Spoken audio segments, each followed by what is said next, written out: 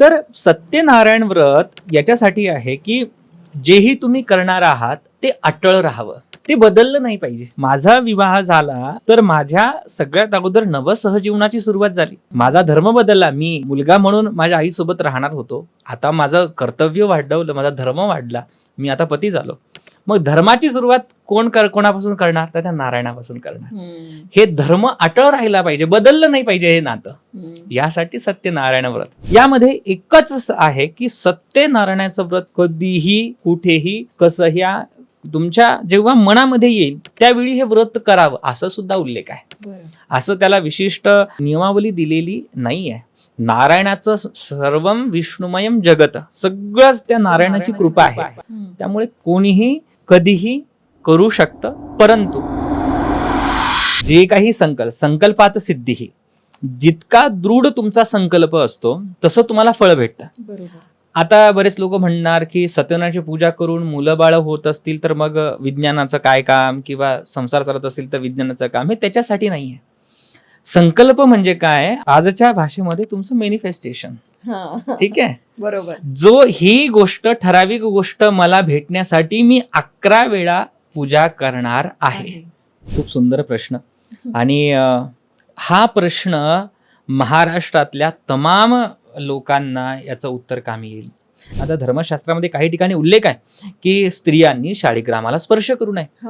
मग याच्यामुळे सगळ्या लोकांनी पंचायतन पूजा बंदच करून टाकली. बऱ्याच लोकांनी ती शालिग्राम, आज 99% लोकांच्या घरामध्ये शाळीग्राम नाही. मोठ्या मोठ्या 2-2 किलोच्या मूर्त्या आहेत, पण जिथून त्या नारायणाचं तेने वाङ्मय मूर्ती ही प्रत्यक्षात वर्तते हरी. जसं आपलं श्रीमद भागवत हे पुस्तक रूपी भगवान श्रीहरी विष्णू आहेत, तसेच गंडकी नदीमध्ये मिळालेले शालिग्राम हे स्वयं भगवान श्रीहरी विष्णूच आहे.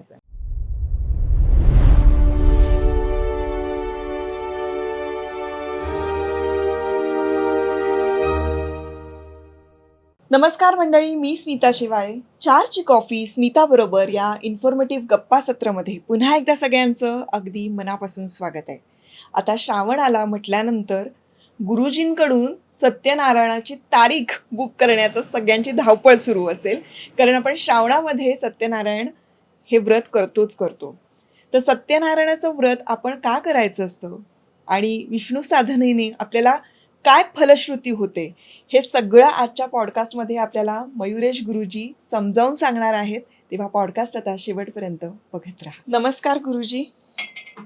नमस्कार. जय श्री कृष्ण. जय श्री कृष्ण. आमच्या स्टुडिओमध्ये पुन्हा एकदा स्वागत आहे. आणि आता सत्यनारायणाबद्दल माहिती खरं तर तुमच्याकडून जाणून घ्यायची आहे. सत्यनारायण आणि विष्णू नारायण यामध्ये ते एकत्रच आहे की फरक आहे काही? आपल्या महाराष्ट्रामध्ये सगळ्यात जनमानसामध्ये प्रसिद्ध असलेलं व्रत ते म्हणजे सत्यनारायण व्रत. ही पूजा, सत्यनारायणाची पूजा, थोडक्यात आपण त्याला ह्या नावाने ओळखतो. अनेक सगळ्या व्रतापैकी 2 व्रत असे आहेत की ते महाराष्ट्रामध्ये खूप जास्त प्रसिद्ध आहे. एक म्हणजे वटपौर्णिमा, वटसावित्री पूजन, आणि दुसरं म्हणजे की सत्यनारायणाची पूजा. हे खूप प्रसिद्ध आहे. आपल्याकडे एक जनमानसामध्ये एक श्रद्धा आहे. ठीक आहे, मी श्रद्धा म्हणतो. एक धारणा अशी आहे की जे काही नवीन होणार त्यावेळेला आपण सत्यनारायणाची पूजा करायची. नवीन घर मांडलं त्यावेळी प्रथम प्राधान्य सत्यनारायणाच्या पूजेला दिलं जातं. विवाह झाल्यानंतर सत्यनारायणाची पूजा अवश्य आपल्याकडे केली जाते. नवीन काहीतरी व्यवसायाची सुरुवात केली तर परत एकदा सत्यनारायण आपण करतो. पण मूळ हे भगवान श्रीहरी विष्णूंचंच रूप आहे. स्कंद पुराणामध्ये आणि रेवाखंडामध्ये याचा उल्लेख आपल्याला सर्वप्रथम आढळतो. म्हणजे हे जे काही व्रत आहे हे कोणी बनवलेलं नाहीये. मूळतः याला एक पौराणिक संदर्भ आपल्याला सापडतो आणि त्यातून हे व्रत करण्याचे आचरण आपल्या महाराष्ट्रामध्ये जास्त त्याचा प्रचार मानला जातो. कर्नाटकामध्ये आणि आपल्या महाराष्ट्रामध्ये हे व्रत जास्त प्रचलित आहे. सत्यनारायण आणि भगवान श्रीहरींचं असं हे रूप आहे की तिथे शब्द लावलेला आहे बघा, सत्य. तर मग आपल्याला प्रश्न पडतो की सत्यनारायणच का म्हटलं, विष्णू नारायण पूजा का नाही म्हणू शकले? बरोबर आहे ना. तर नारायणामध्ये आणि सत्यामध्ये काही अंतर आहे का? तर नाही. हे रूप जरी एक असलं तरी त्याचं तत्व भिन्न आहे. सत्य हा शब्द त्या व्रताला का लावलाय धर्म न दूसर सत्य समाना आगम निगम पुराण बखाना. तर सत्यनारायण व्रत याच्यासाठी आहे की जेही तुम्ही करणार आहात ते अटळ राहावं, हा ते बदललं नाही पाहिजे. माझा विवाह झाला तर माझ्या सगळ्यात अगोदर नवसहजीवनाची सुरुवात झाली. माझा धर्म बदलला. मी एक मुलगा म्हणून माझ्या आईसोबत राहणार होतो. आता माझं कर्तव्य वाढवलं, माझा धर्म वाढला, मी आता पती झालो. मग धर्माची सुरुवात कोणापासून करणार? तर त्या नारायणापासून करणार. हे धर्म अटळ राहिला पाहिजे, बदललं नाही पाहिजे हे नातं. यासाठी सत्यनारायण व्रत. एखादी व्यवसाय सुरू केला, तो अटळ राहिला पाहिजे, बदलला नाही पाहिजे. ह्यासाठी सुद्धा सत्यनारायण व्रत. म्हणजे जे सत्य आहे, जे बदलणारं नाहीये, असा नारायण कोण? तोच म्हणजे सत्यनारायण. म्हणून हे व्रत आहे. याला बऱ्याच लोकांना असं वाटतं की ही पूजा आहे, पण ही पूजा नाही आहे, हे व्रत आहे. व्रत म्हणजे काय? हे तुम्हाला आजन्म पण करायचं आहे. हे तुम्हाला जेव्हा वाटेल त्यावेळेला तुम्ही हे करू शकता. आणि कलियुगामध्ये खूप लवकर फलदायी असणारी ही पूजा आहे. फक्त त्याचे बरेचसे काही कारण आहेत, हे आपण नक्की आज समजून घेऊ. हो हो. पण त्याचे काही नियम आहेत का सत्यनारायणाचे? कारण आजकाल ना गेट टुगेदर म्हणून सुद्धा सत्यनारायण घालायला लागले. त्याच्या मागचा अर्थ, भावार्थ लोकांना समजत नाहीये. तर त्या मागे काय शास्त्र आहे हे समजून घेणं खूप गरजेचं आहे. खूप मोठ्या डॉक्टरांचं मत मी ऐकलं होतं आणि मला ते योग्य पण पटतं. आपल्या बुद्धीचे 2 भाग असतात, उजवा मेंदू आणि पण डावा मेंदू. त्याला समजू, इंग्लिशमध्ये त्याला वेगवेगळे नाव आहे. डावा मेंदू जेव्हा माणसाचा ऍक्टिव्ह असतो तिथे तर्कबुद्धी कुठेतरी क्षीण होते. आणि आपल्या महाराष्ट्रामध्ये काय झालं की तर्क सुसंगतता आपण धर्मामध्ये शक्यतो नाहीच केली. सांगितलेलं आहे म्हणून ते करायचं. पण विज्ञान सांगतं की तुमचा उजवा मेंदू केव्हाही ऍक्टिव्ह असावा. हे का करता आहात, कशासाठी करतात, हे आपल्याला समजलं पाहिजे. हे जे काही व्रतवैकल्य दिले आहेत हे लोकांसाठी नाही आहे, किंवा कोणातरी भटभावनांचे पोट भरण्यासाठी केलेले असं खूप टीका करतात, पण हे त्यांच्यासाठी नाही आहे. हे व्रत आहे स्वतःसाठी. की जो काही धर्म, एक मुलगा म्हणून, एक चांगला व्यावसायिक म्हणून तुम्ही तो धर्म चांगल्या पद्धतीने पाळा. तुमचा एखादी काम तुम्ही करत आहात तर त्या सत्यनारायणाला स्मरून तुम्ही करत असाल तर ते काम तुम्हाला अटळ करायचं आहे. तुमच्या स्वतःच्या धर्मापासून तुम्हाला विलग नाही व्हायचं आहे. तेव्हा त्या व्रताची खरी फायदा आहे. फक्त गुरुजी आले, पूजा करून गेलेत आणि आपण प्रसाद घेतला, अशाने तो सत्यनारायण पावणार का? नाही पावणार. तुम्हाला स्वतःचा धर्म जागला पाहिजे. धर्म काय आहे? धारई ती धर्म हा, की एका विद्यार्थ्याचा धर्म आहे अभ्यास करणं. हे जर कधी आपण त्या नारायणाकडून शिकत असाल तर तेव्हा तो सत्यनारायण आपल्याला पावणार आहे. प्रसाद घेऊन तो फक्त पावणारा नाहीये.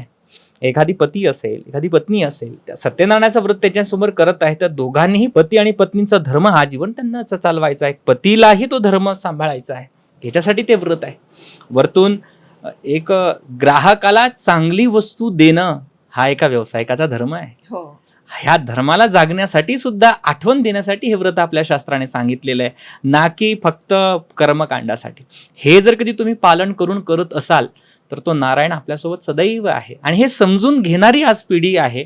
आपण ज्याही गुरुजींना तुम्ही पूजेला बोलवणार आहात त्यांना आवर्जून विचारा की हे का करायचं आहे. आणि ते नाही समजलं त्यावेळी आपला पॉडकास्ट आपल्या कामात येईलच. आता बऱ्याच असं होतं की जोडीनं खरं सत्यनारायणाला बसावं, पण काही वेळेला ते पॉसिबल नसतं. तर तसं बसणं अवश्य आहे का, की एकट्याने कोणीतरी बसून ही पूजा पूर्ण होऊ शकते? हा एक प्रश्न. आणि पूजा करताना, म्हणजे हे व्रत करताना, खरं तर व्रत आणि पूजा याच्यामध्ये खूप फरक आहे. पण हे व्रत जेव्हा आपण करतो त्यावेळेला हे एकदाच करावं की त्याचा काही संकल्प करून वर्षातून कितीतरी वेळेला करायचं असं काही आहे? आणि केव्हा केव्हा करावं? नक्कीच सांगतो. सगळ्यात अगोदर मी जी सत्यनारायणाची जी कथा आहे त्याचा संदर्भ घेऊन सांगतो. त्या कथेमध्ये असं कुठेही उल्लेख आढळत नाही की पती पत्नींनीच हे व्रत करावं. ठीक आहे. साधूवाणाचा जावई आणि साधूवाणी जेव्हा तुरुंगामध्ये असतो तेव्हा साधूवाण्याची पत्नी आणि मुलगी ही सुद्धा सत्यनारायणाचं व्रत करते असा संदर्भ आहे. तेव्हा नवरा बायको तिथे नाही आहेत. म्हणजे हे व्रत एकट्या व्यक्तीने सुद्धा आचरण्यासारखं आहे. कोणीही त्याची पूजा करू शकतं. हे यातून सिद्ध होतं की जोडीनेच असलं पाहिजे अशातला काही भाग नाही आहे. मी अगोदर म्हटलं की धर्म हा प्रत्येकाचा, एखाद्या मुलगी एखादी एकटी राहत असेल, एक आई असेल, तिचा धर्म तर आई म्हणूनच आहे ना. मग ती एकटी म्हणून त्या धर्माला जागण्यासाठी त्या नारायणाचं स्मरण का नाही करू शकत? म्हणून तसं हरकत काहीच नाही. कोणीही एकटं त्या पद्धतीने करू शकतं. दुसरा तुम्ही प्रश्न विचारला होता की हे केव्हा केव्हा करावं. यामध्ये एकच आहे की सत्यनारायणाचं व्रत कधीही कुठेही कसं या तुमच्या जेव्हा मनामध्ये येईल त्यावेळी हे व्रत करावं असं सुद्धा उल्लेख आहे. असं त्याला विशिष्ट नियमावली दिलेली नाही आहे. नारायणाचं सर्वम विष्णुमयम जगत, सगळंच त्या नारायणाची कृपा आहे. त्यामुळे कोणीही कधीही करू शकतं, परंतु ऍज अ फॅशन म्हणून करू नका, इतकंच. पण म्हणजे काही जण संकल्प करतात की मी 11 सत्यनारायण व्रत करेन, तर तसं करताना त्यामध्ये काही नियम आहेत का, किंवा त्यांनी काही विशेष फलश्रुतीसाठी आपण असा संकल्प करू शकतो? बघा, जे काही संकल्पात सिद्धी, जितका दृढ तुमचा संकल्प असतो तसं तुम्हाला फळ भेटतं. बरोबर. आता बरेच लोक म्हणणार की सत्यनारायणाची पूजा करून मुलं बाळ होत असतील तर मग विज्ञानाचं काय काम, किंवा संसार चालत असेल तर विज्ञानाचं काम. हे त्याच्यासाठी नाहीये. संकल्प म्हणजे काय, आजच्या भाषेमध्ये तुमचं मॅनिफेस्टेशन. ठीक आहे, बरोबर. जो ही गोष्ट, ठराविक गोष्ट मला भेटण्यासाठी मी 11 वेळा पूजा करणार आहे. बरोबर. तुमच्या त्या अंतर्मनाला तुम्ही तो संकल्प वारंवार आठवून देतात. माझं हे काम झालं पाहिजे, माझं हे काम झालं पाहिजे, माझं हे काम झालं पाहिजे. आणि सृष्टीची रचना तशी होते, तुमच्या बुद्धीची रचना अशी होते की त्या घटना घडायला सुरुवात होतात. ते देवासाठी नाही, देवाच्या कृपेमुळे नाही, आपल्या मानवीय मेंदूची रचना तशी आहे. यासाठी संकल्प जसा तुमचा असेल, 11चा असेल, 21चा असेल. काही ठिकाणी मी अशा महिलांना पाहिलं की त्यांनी 108 म्हणजे नित्य रोज 108 सत्यनारायण स्वतः करण्याचे पण संकल्प महिलांनी घेतलेले आहेत. आपण स्वतः करू शकतो. हे व्रत आहे. फक्त एवढं आहे की तुम्ही विधिवत हे विधान समजून घ्या. विधिवत हे विधान समजून घ्या आणि ते तुम्ही त्या पद्धतीने करू शकता. फक्त कसं की तुमचा जो संकल्प जसा तुम्ही घेतलेला आहे 11, 21, 5, त्या पद्धतीने तुम्ही ते पूर्ण केलेच पाहिजे, एवढं मात्र नक्की. आता सत्यनारायण म्हटल्यानंतर हे विष्णूचंच रूप आलं, तर विष्णूची साधना आपण वेगळ्या पद्धतीनं एरवी सुद्धा करू शकतो का? ती कशी करावी आणि त्याची उपासना करण्यासाठी तुम्ही काय मार्ग सांगा? खूप सुंदर प्रश्न. आणि हा प्रश्न महाराष्ट्रातल्या तमाम लोकांना याचं उत्तर कामी येईल. आज प्रत्येक घरामध्ये वेगवेगळ्या अडचणी आहेत. याला अनेक कारणं आहेत. वास्तूचे दोष असतात, आपल्या घरामध्ये घराण्यातले दोष असतात, वरतून पितृदोष असतात, वरतून लक्ष्मीची अडचण येते. प्रत्येकाकडे वेगवेगळं डिपार्टमेंट दिलं आहे आपल्या धर्मशास्त्राने. भगवान श्रीहरी विष्णू हे आपले सृष्टीचे पालनहार आहेत. जेव्हा नारायणाचं स्मरण केलं तर अपूर्ण असं काहीच राहत नाही. तुम्हाला अपूर्णता ज्याही ठिकाणी वाटत असेल त्या ठिकाणी नारायणाची पूजा तुम्हाला पूर्णत्वच प्रदान करते. उदाहरणार्थ, एखाद्याला रोग असेल म्हणजे आरोग्याचे तिथे अपूर्णता आली, नारायणाचं स्मरण केलं तर तुम्हाला आरोग्य भगवान श्रीहरी नारायण प्रदान करतात. तुमच्या लक्ष्मीचा अभाव असला, जिथे अभाव आहे त्या ठिकाणी श्रीहरी आपल्याला मदत करतात. म्हणून आजच्या कलियुगामध्ये भगवान श्रीहरींची साधना करणं हे खूप गरजेचं आहे. आणि आपल्या सनातन हिंदू धर्मामध्ये आद्य जगद्गुरु शंकराचार्य यांनी पंचायतन पूजा सांगितलेली आहे. पंचदेवतेची पूजा. पंचदेवता म्हणजे काय? बरेच लोक सांगतात देवघरामध्ये अमुक पाहिजे, तमुक पाहिजे. मी सांगतो की हे सगळं नंतर, अगोदर कुलदेवता आणि पंचायतन. पंचायतन म्हणजे काय? नर्मदेश्वर बाणलिंग, शालिग्रामाची शिला, देवी शिला, गणपती शिला आणि सूर्यशिला. 5 प्रकारचे दगड आहेत, 5 प्रकारचे स्टोन आहेत, असं आपण त्याला व्याख्या देऊ, संज्ञा देऊ.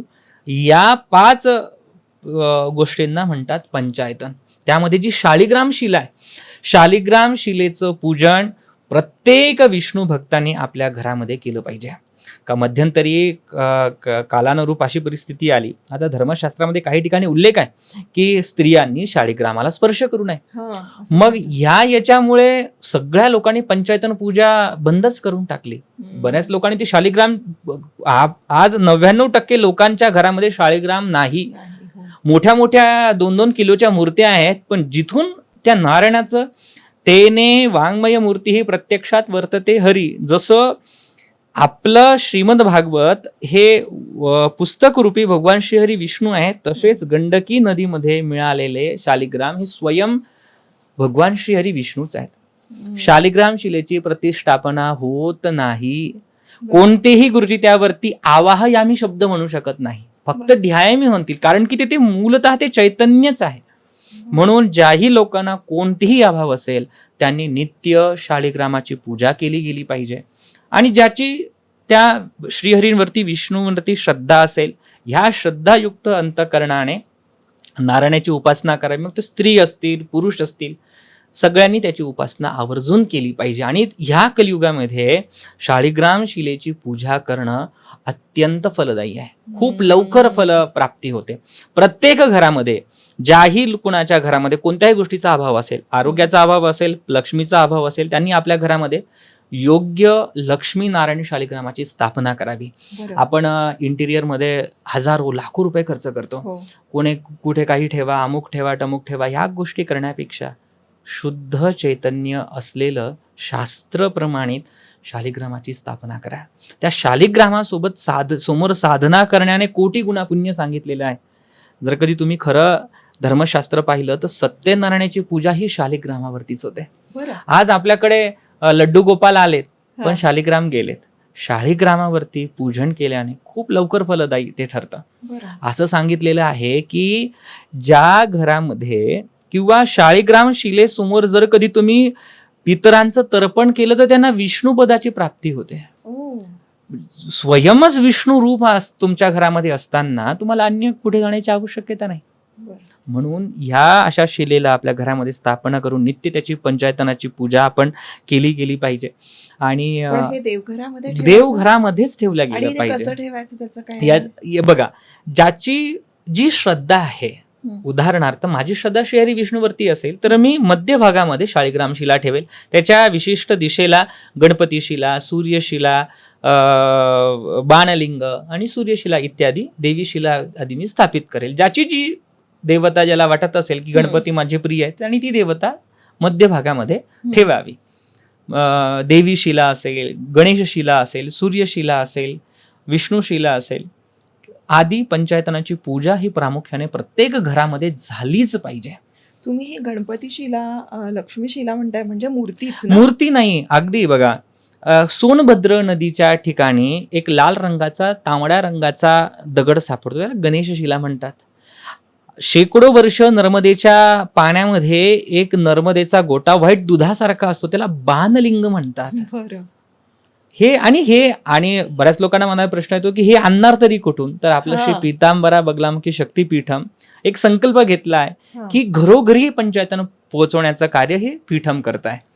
त्यामुळे तुम्हाला तुमच्या घरपोच ते वस्तू ना नफा ना तोटा याच्यामध्ये सेवा म्हणून आपण ते देत असतो. ऑनलाईन? हो, ऑनलाईन तुम्हाला एक लिंक देतो, त्या लिंकवरती तुम्ही ते योग्य पद्धतीने तुम्ही मागवू शकता. आणि ते पूर्णतः प्रतिष्ठित आणि योग्यच असेल, शास्त्रशुद्धच असेल, त्यामध्ये चिंतन नाही. तर ह्या श्रीहरी विष्णूंची पूजा शालिग्रामावरती करणं खूप गरजेची आहे.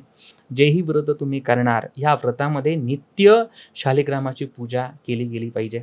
ज्या घरामध्ये नित्य शालिग्रामाची पूजा होते त्या घरामध्ये पितृदोष विधीन काही महिन्यामध्ये कमी व्हायला सुरुवात होते. कारण की मूळ परम पुरुषच भगवान श्रीहरी नारायण आहे. मूळ पुरुषाची पूजा केली तर मग हे पित्र शांत होणारच आहे. आज असं कोणतंही कर्मकांड नाहीये की ते कर्मकांड केलं, प्रायश्चित्त आहे, मी मान्य करतो, अनेक काही विधान दिलेले आहेत, पण ते कंपल्सरी नाही की हे विधी केली आणि तुम्हाला मेसेज आला आम्ही स्वर्गामध्ये पोहोचलो, असं नाही होत. ठीक आहे. तर आपण यामध्ये एकमेव रूप आहे ते म्हणजे शालिग्रामाचं नित्यपूजन जो व्यक्ती करतो त्या व्यक्तीच्या घरातला पितृदोष हा त्वरित नाहीसा होतो. अरे वा. त्वरित तो त्याच्यातून आपल्याला शांती प्रदान भगवान श्री हरी विष्णू करतात. नारायणाचा मंत्र अत्यंत महत्त्वाचा आहे, त्याची साधना केली पाहिजे. आणि अष्टाक्षरी महामंत्र ओम नमो नारायणाय, ओम नमो नारायणाय, या मंत्राने जर कधी आपण साधना केली तर नारायण आपल्याला खूप लवकर फलं देतात. आणि ह्या कलियुगामध्ये असे काही स्तोत्र आहेत की ते त्वरित फलदायी ठरतात, लवकर फळ देणारे आहेत. त्यापैकी एक म्हणजे श्री विष्णू सहस्त्रनाम स्तोत्र. विष्णू सहस्त्रनामाची साधना ही प्रत्येक व्यक्तीने केली पाहिजे. आज विष्णू सहस्त्रनाम हे 1000 नावांची अशी संरचना आहे की ते तुमचं DNA पॅटर्न चेंज करतं. बरेच लोक म्हणतात की हे तुम्ही विज्ञानाने सिद्ध करू शकतात का? ठीक आहे, बरेच लोक आक्षेप घेतात त्यावरती, हे करतात. तर हे तुम्ही विज्ञानाने कसं सिद्ध करणार? त्यांना मी एकच सांगतो की सिगरेटने कॅन्सर होतो हे केव्हा कळतं? जेव्हा तो 10-15 वर्ष ते कंटिन्यू सेवन करतो, तेव्हा ते डिटेक्ट होतं. आता सिगरेट केलं आणि त्याला ते दिसेल का? नाही दिसणार. विशिष्ट व्यसन ठराविक काळानंतर काम करतं. एक काय म्हणतात त्याला, सायलेंट पॉइझन सारखं ह्या गोष्टी काम करत असतात. तसं अध्यात्म हे सायलेंट ट्रीटमेंट म्हणून काम करतं. त्वरित ते तुम्ही सिद्ध नाही करू शकत, ते अनुभवावरतून ते सिद्ध व्हायला तेवढा वेळ लागतो. म्हणून ज्या घरामध्ये या सगळ्या गोष्टी, नारायणाची उपासना होत असेल, विष्णू सहस्त्रनामाची साधना होत असेल, त्या व्यक्तीचं DNA पॅटर्न चेंज होण्यासाठी सगळ्यात अगोदर मदत करतात. आपल्या बुद्धीचे बरेचसे स्टेजेस आहेत, त्याला अल्फा बीटा वगैरे नावं आहेत. तर हे विशिष्ट शब्द ध्वनी ऐकल्यानंतर त्या स्टेजला आपण पोहोचू शकतो. म्हणजे ऐकलं तरी त्याचा फायदा होतो. पण जेव्हा तुम्ही बोलता विष्णू सहस्त्रनामामध्ये असे काही शब्द आहेत ना, ही एक सिंपल वैज्ञानिक भाषेमध्ये ही एक प्रकारची स्पीच थेरपी आहे, जी माणसाच्या वाणीवरती काम करते. वाणी शुद्ध झाली की विचार आपोआप शुद्ध होणार आहेत. यासाठी विष्णू सहस्त्रनाम हे परमपवित्र आहे. आपला पहिला पॉडकास्ट झाला दत्त महाराजांचा, खूप छान त्याला प्रतिसाद सगळ्यांनी दिला. तर त्याच्यामध्ये पण सांगितलं, जो व्यक्ती गुरुचरित्राचं साधना करतोय त्यांनी रात्री विष्णू सहस्त्रनामाचा पाठ करावा. बरं. जर कधी काही चुकलं माकलं असेल तर त्या नारायणाला क्षमा करायचं आहे. बरं. तर रोज नित्य नियमाने जर कधी तुम्ही विष्णू सहस्त्रनामाचं पठन केलं, वाचन केलं, तर आपलं जीवन हे त्वरित बदलतं. वा, काय छान सांगितलं तुम्ही, खरंच खूप मस्त. सत्यनारायणाचा प्रसाद जो असतो, हा प्रसाद खाल्ला नाही तर कोप होतो, असं त्या कथेमध्ये सुद्धा आहे. खरंच असं होतं का? नाही, तसं नाही होत. जो पालनहार श्री हरी विष्णू आहे तो इतका संकुचित बुद्धीचा नाहीये की प्रसाद टाकला तर तो तुमच्यावरती विरुद्ध काही करेल. तो प्रसाद टाकणाऱ्यालाच अगोदर जाऊन भेटेल की बाबा तू का माझा अविहार केला. इतका तो प्रेमळ आणि इतका तो सर्वांना समजून घेणारा तो पांडुरंग परमात्मा आहे. त्यामुळे तसं काही होत नाही. धर्मशास्त्र हे कालानुरूप बदलले गेले पाहिजे, यावरती माझं मत आहे. नेहमी आपण विज्ञानवादी असावं, मनाने अध्यात्म नक्की करावं. त्यामुळे ह्या अंधश्रद्धेमध्ये नक्की फसू नये. आज काय मी सगळ्यांना सांगेल की सत्यनारायण करत असाल ना, फक्त कर्मकांड म्हणून नका करू. त्याची विशिष्ट प्रक्रिया आहे, ती समजून घेऊन तुम्ही साधना, ते व्रत आचरण केलं पाहिजे. आज फक्त सत्यनारायणाची कथा वाचण्यापुरताच हे व्रत नाही आहे. त्यावेळेला तुम्ही सगळ्यात अगोदर तुमचं ते सगळं झाल्यानंतर बांधवांसह तुम्ही हरिनाम करा.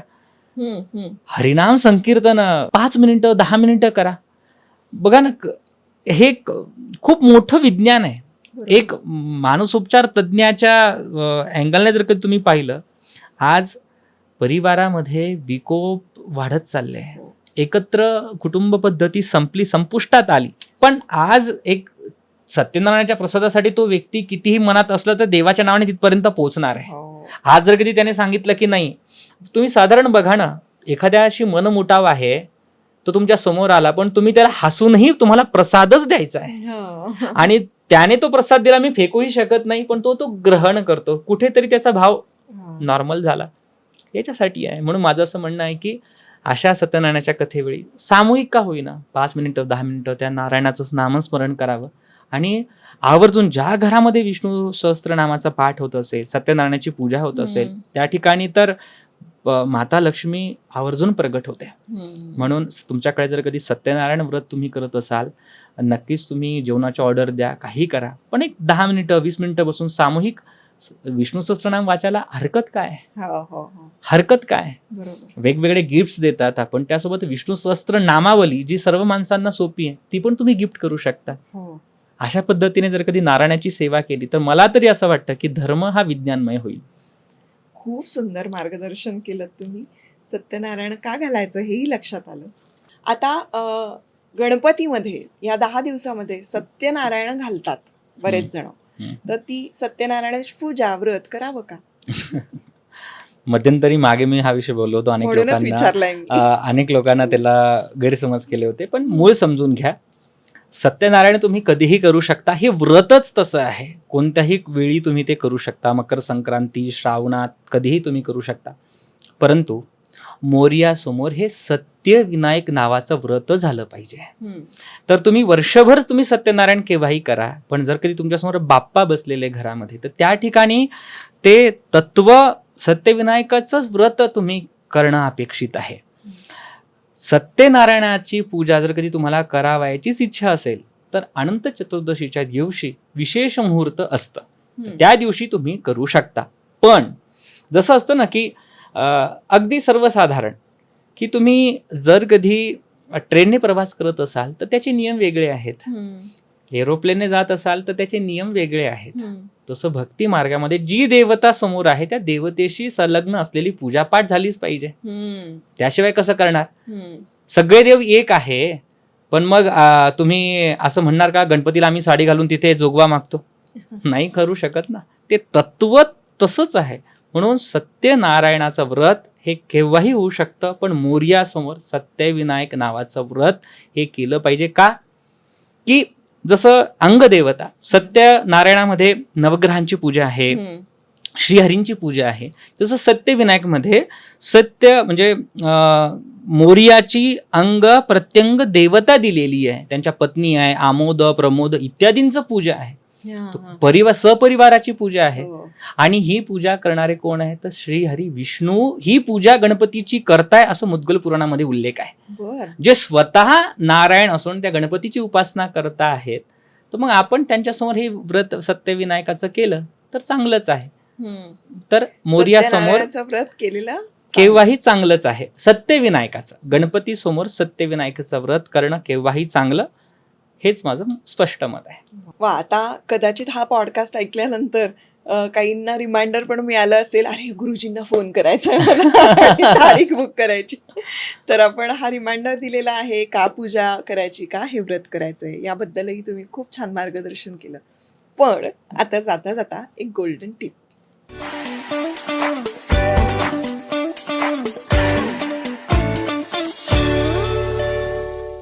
मी सगळ्यांना सांगू इच्छितो की विष्णू सहस्त्रनाम याला कल्पवृक्ष सांगितलेला आहे.